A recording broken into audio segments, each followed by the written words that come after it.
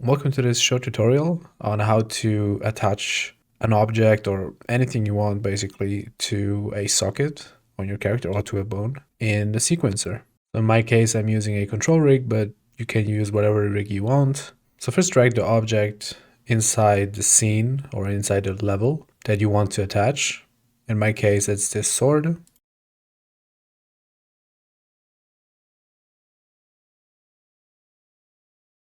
And the next step is to click on track, actor to sequencer, then just select the actor or whatever object from this menu.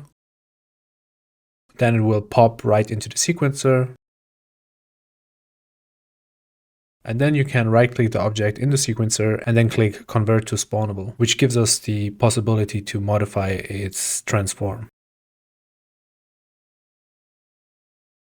Next, to actually attach the object to a socket or a bone, we click here on track, then attach, and then select the skeletal mesh. In my case, it has the name of the animation, but you can identify it by that small skeleton icon.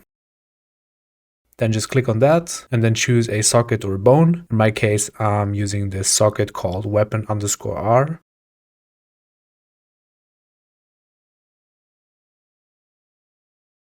And then we just have to adjust the transform, in this case, the location.